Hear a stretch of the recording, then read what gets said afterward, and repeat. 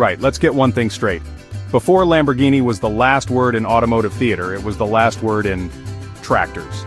Yes, you heard me. Tractors. The sort of thing you use to plow a field, not a racetrack. The man behind it all was Ferruccio Lamborghini. He wasn't some posh aristocrat born with a silver spanner in his mouth. He was a grafter, a proper mechanic. After the Second World War, he saw a problem. Italy needed tractors, badly, so he started cobbling them together from leftover military junk.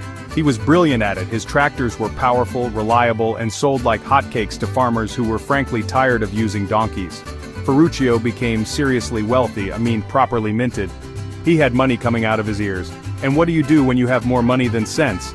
You buy fast cars. He had a whole fleet of them, Maseratis, Alfa Romeos, Jaguars. But his favorite, or so he thought, was a Ferrari. He loved the speed, the noise, the drama of it all. But there was a problem. His Ferrari, like many Ferraris of that era, had a clutch made of what I can only assume was wet cardboard. It kept breaking. And being a master mechanic, Ferruccio knew a thing or two about clutches. He realized the clutch in his multi-thousand-dollar supercar was the same one he was putting in his tractors. This, as you can imagine, did not sit well with him. Paying a fortune for a prancing horse, only to find it had the guts of a farm animal. It was an insult to his engineering soul. He wasn't just a rich bloke who liked driving fast. He was a man who understood how things worked, and he knew he could do better. He had built an empire on making robust, powerful machines that never let you down. The idea that his expensive toy was so fragile was, to him, a personal affront. It was a sign of lazy engineering, of a company that didn't respect its customers. And Ferruccio Lamborghini was a man who demanded respect. So he wasn't just some disgruntled customer, he was a captain of industry. He had the factories, he had the engineers, he had the know-how, and most importantly, he had the cash. The tractor business had made him a titan, a man who could turn his hand to anything and make a success of it. He looked at the beautiful, flawed machine in his garage and a thought began to brew, a dangerous, brilliant, and frankly ludicrous thought. If the so-called masters of the supercar couldn't build a decent clutch, then maybe, just maybe, he would have to do it himself. And so the seed was planted, not in a field with one of his tractors, but in the mind of a genius. So, there's Ferruccio, fuming about his rubbish Ferrari clutch. What does he do? He does what any self-respecting, hot-blooded Italian industrialist would do. He drives over to Maranello to have a word with the man in charge, Enzo Ferrari, Il Commendatore, the Pope of Patrol. Imagine the scene. The tractor king marching into the lion's den to tell the lion his roar is a bit pathetic. Ferruccio, holding the offending clutch, explains the problem. He even offers a solution because that's the kind of bloke he was. He wasn't just there to complain, he was there to help. He was a builder, a problem solver. Enzo Ferrari, however, was not a man who took criticism well, especially not from a farmer. Legend has it Enzo, in his infinite arrogance, looked down his nose at Ferruccio and uttered the words that would ignite the greatest rivalry in motoring history. He said, and I'm paraphrasing here, "The problem is not the car, it is the driver." And then, for the killer blow, he told him to stick to his tractors. "Let me make the cars," Enzo supposedly sneered. "You go back to building your tractors."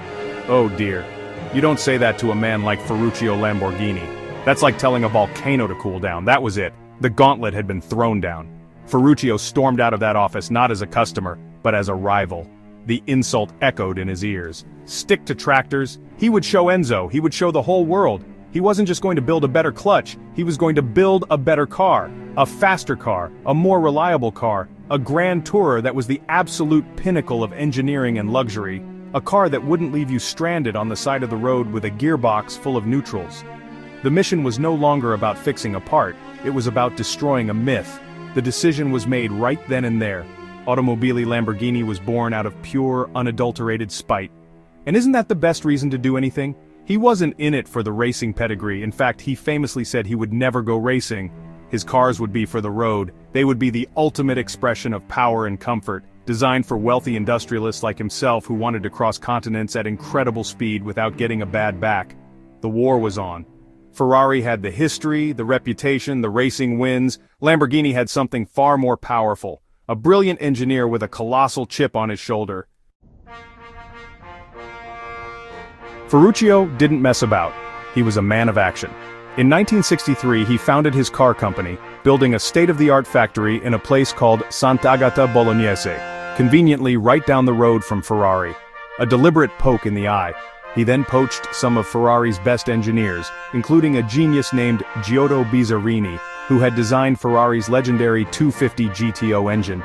Ferruccio's instructions were simple: build me a V12, but make it better than Ferrari's, make it smoother, more powerful, and more sophisticated.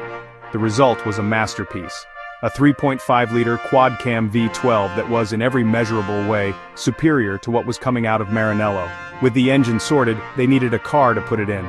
The first prototype, the 350 GTV, was a bit awkward, but it was a statement of intent. The car that went into production, however, was the 350 GT, and it was stunning. Unveiled in 1964, it was everything Ferruccio had promised. It was a proper Grand Tourer fast, comfortable and exquisitely built. It had a sleek, elegant body designed by Carrozzeria Touring, and it was packed with advanced technology for the time, like all-round independent suspension and four-wheel disc brakes. This wasn't some brutish hot rod, this was a sophisticated piece of machinery. The 350 GT's V12 engine produced a very healthy 280 horsepower. That may not sound like much today when a hot hatchback can have more, but in 1964 it was serious grunt. It could propel the car to a top speed of over 155 miles per hour, making it a genuine rival to anything Ferrari had to offer. More importantly, it was reliable. The clutch worked.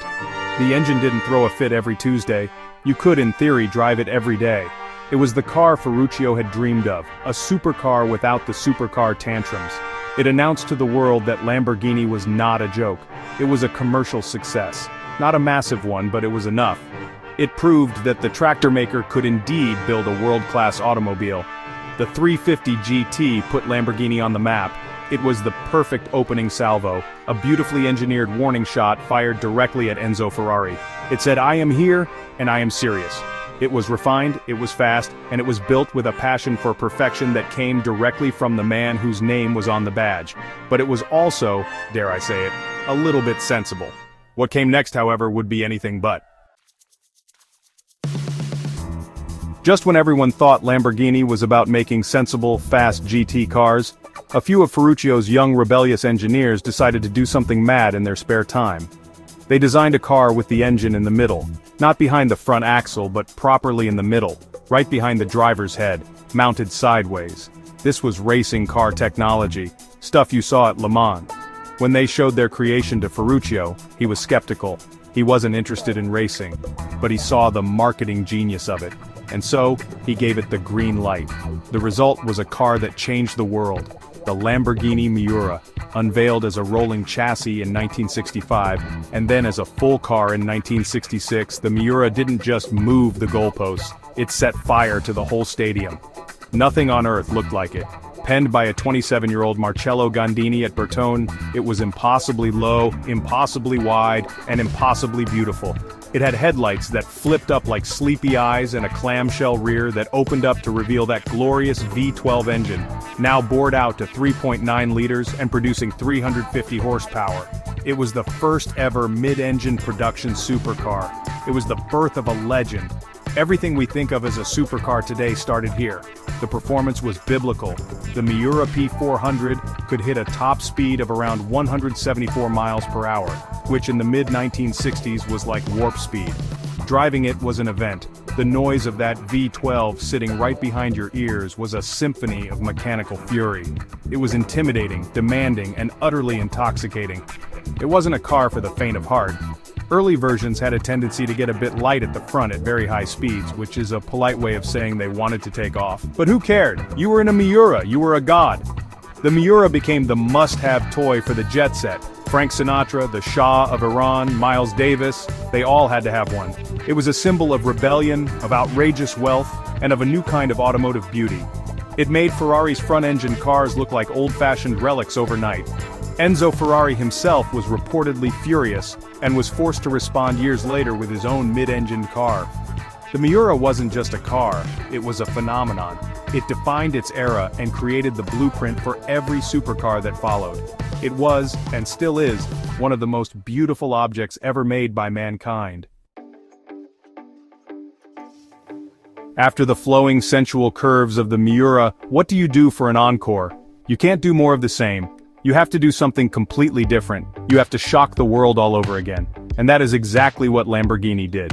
In 1971, they unveiled a concept car so wild, so futuristic, it looked like a spaceship that had crash-landed at the Geneva Motor Show.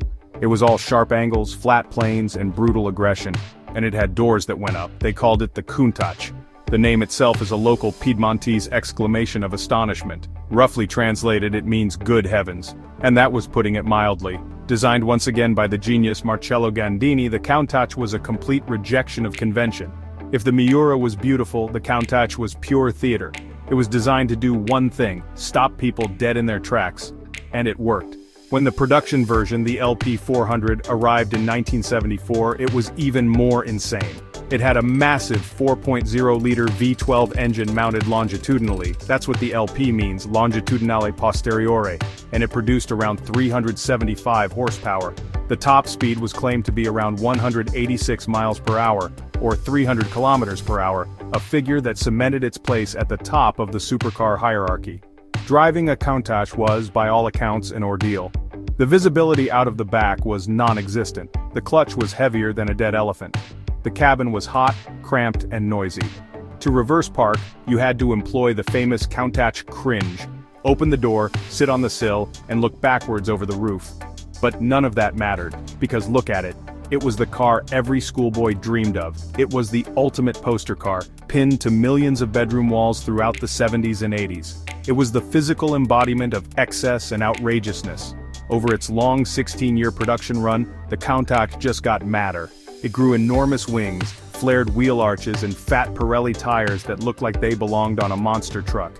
The final version, the 25th anniversary edition, was the most bonkers of them all. It was covered in fins and strakes and vents, a glorious monument to 1980s excess. The Countach wasn't just a car, it was a cultural icon. It defined the word supercar for a generation and proved that Lamborghini wasn't a one-hit wonder. It was the undisputed king of crazy. By 1990, the Countach was getting a bit long in the tooth.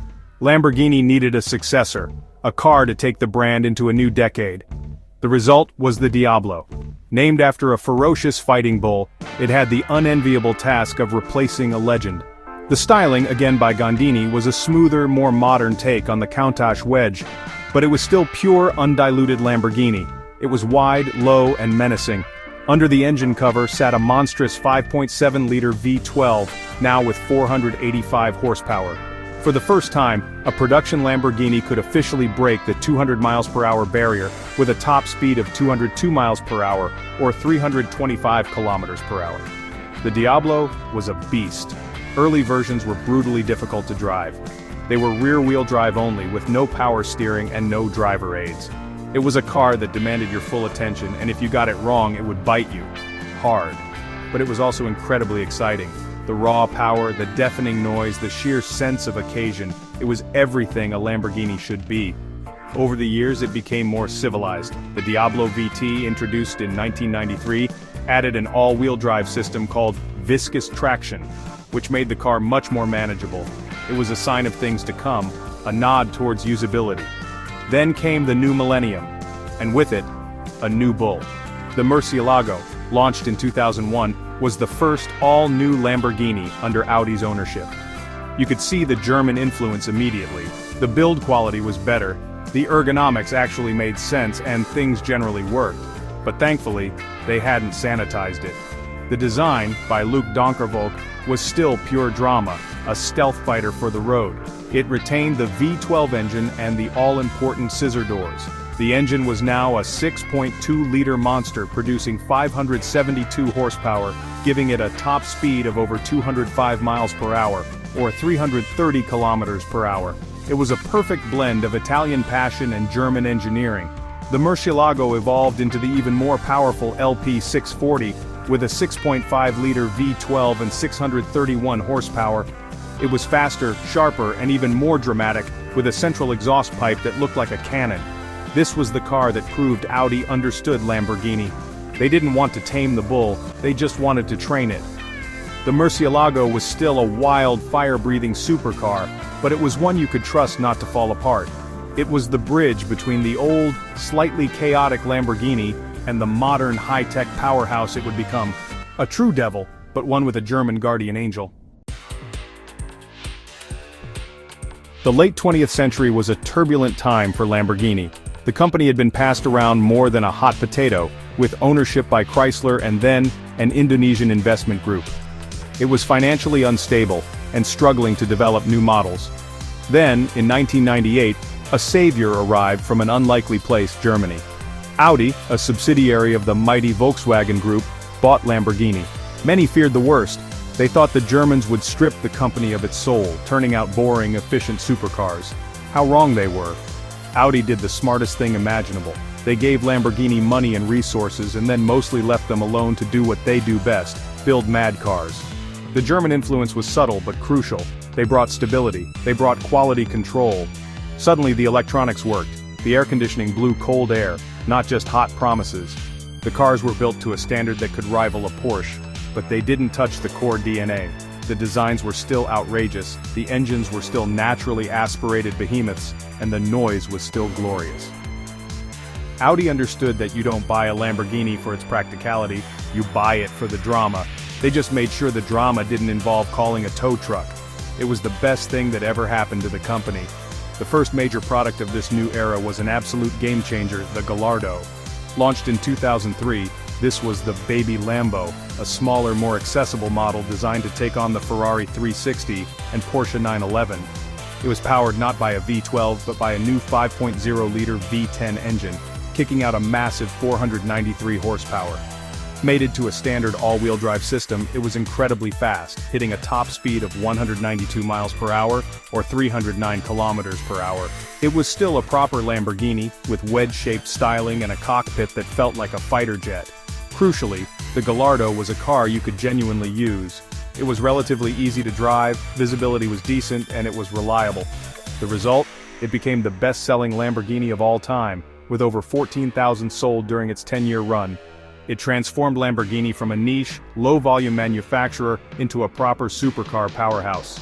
The Gallardo brought the Lamborghini dream to a wider audience without diluting the brand. It was a masterstroke, a perfect fusion of Italian flair and German precision that set the stage for the company's incredible 21st century success. With the Gallardo a roaring success, it was time to replace the aging Murciélago. In 2011, Lamborghini unleashed its new flagship, a car so extreme it made everything else look tame. The Aventador. Named after another legendary fighting bull, it was a technological tour de force. It featured a brand new 6.5-liter V12 engine, only the second all-new V12 in the company's history, producing a staggering 690 horsepower. The entire chassis was a carbon fiber monocoque like a Formula One car, making it incredibly light and stiff. The performance was simply savage 0 to 60 miles per hour in 2.9 seconds and a top speed of 217 miles per hour, or 350 kilometers per hour. The Aventador wasn't just a car, it was an event. The styling was pure aggression, a collection of sharp creases and gaping intakes that looked like it was designed to slice through the air itself. It kept the scissor doors, of course, but everything else was next level. The pushrod suspension was taken straight from motorsport, and the single-clutch automated manual gearbox was notoriously brutal, slamming through gears with a violent kick in the back that was both terrifying and addictive. It was a raw, visceral experience, a middle finger to the sanitized, computer-controlled nature of modern supercars. It was the V12 Lamborghini perfected. Following the Gallardo's retirement, its successor arrived in 2014, the Huracán. If the Aventador was the sledgehammer, the Huracán was the scalpel. It used an evolution of the Gallardo's V10 engine, now a 5.2-liter unit producing 602 horsepower in the initial LP 610-4 model. Paired with a sophisticated all-wheel drive system and a lightning-fast dual-clutch gearbox, it was much smoother and more refined than the Aventador, but no less potent. It could rocket to 60 miles per hour in just 3.2 seconds and reach a top speed of over 202 miles per hour or 325 kilometers per hour. The Huracán proved to be even more successful than the Gallardo. It offered all the Lamborghini drama, the looks, the sound, the speed, but in a package that was incredibly capable and exploitable. Later versions like the Performante with its revolutionary active aerodynamic system called ALA, shattered lap records at tracks around the world, proving that Lamborghini could now beat Ferrari and Porsche at their own game. The Aventador and Huracán were the titans of the modern era, two distinct flavors of supercar insanity that cemented Lamborghini's position at the absolute peak of the automotive world. And so we arrive at today, 2025. The world is changing. The age of the purely internal combustion engine is coming to an end, a thought that would make any petrolhead weep. How can a brand built on the glory of screaming V12 survive in an era of silent electric motors? Lamborghini's answer is not to surrender, but to adapt. Their solution is the Revuelto, the successor to the mighty Aventador. And it is, in a word, spectacular. It proves that the future of the supercar can be both hybrid and utterly, brilliantly insane. It is the first step into a new electrified era for the raging bull. The Revuelto doesn't ditch the V12, it celebrates it. It has a brand new, naturally aspirated 6.5-liter V12 engine that revs to a dizzying 9,500 RPM. On its own, it produces over 800 horsepower. But then, Lamborghini has added not one, not two, but three electric motors. Two power the front wheels, and one is integrated into the new 8-speed dual-clutch gearbox. The combined output is a mind-bending 1,001 horsepower. This is a plug-in hybrid that can hit 60 miles per hour in 2.5 seconds and has a top speed of over 217 miles per hour or 350 kilometers per hour. It's the most powerful production Lamborghini ever made. This car represents the perfect fusion of Lamborghini's past and future. The raw, emotional power of the V12 is still the star of the show, but it's enhanced by the instant torque and cleverness of electric power. The electric motors provide all-wheel drive, torque vectoring, and even allow for a few miles of silent, electric-only driving, perfect for sneaking out of your neighborhood without waking everyone up. The design is still pure Lamborghini, an evolution of the wedge shape with a heavy focus on aerodynamics and exposed carbon fiber. It's a statement that hybrid technology doesn't have to be boring. It can be used to create even more extreme performance. This is the path forward. Lamborghini has committed to a hybrid future, with an electrified successor to the Huracán and even a fully electric GT car on the horizon. The legend that began with a dispute over a tractor clutch has evolved into a high-tech powerhouse. What makes Lamborghini unique today is this incredible blend of tradition and innovation. They have managed to keep the soul of the brand, the outrageous design, the racing-inspired technology, and the spine-tingling sound while embracing the future. The bull isn't just raging, it's evolving, and frankly, it's never been more exciting.